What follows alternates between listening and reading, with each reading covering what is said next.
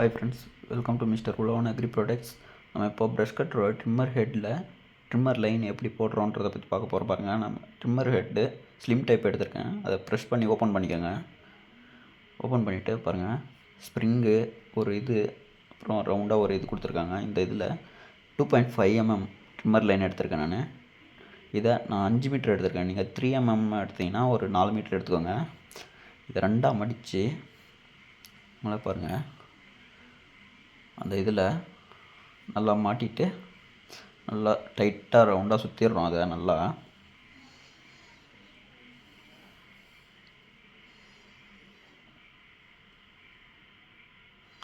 சுற்றிட்டு அது பிடிச்சிக்கிற மாதிரி இருக்கிறதுக்கு அந்த இதில் கொக்கி மாதிரி இருக்குங்க, அதில் மாட்டிடுங்க.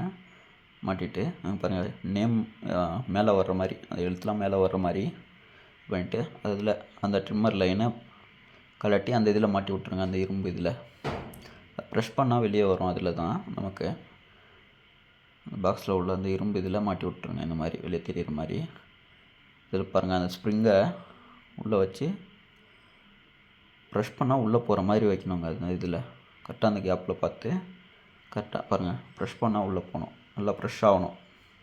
இந்த மாதிரி இடத்துல வச்சுருங்க.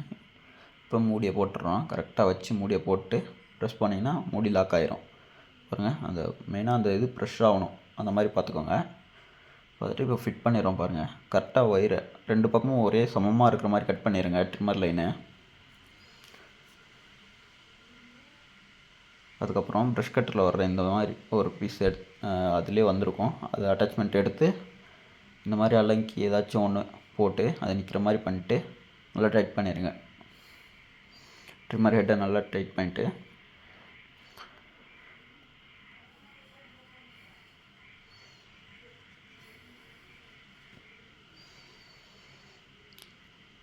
இப்போது ஸ்டார்ட் பண்ணுறோம்.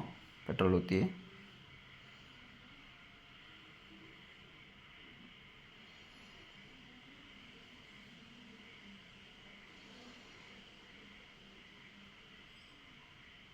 ஐயோ சாரிங்க, சுவிட்ச் ஆன் பண்ண மறந்துட்டேன்.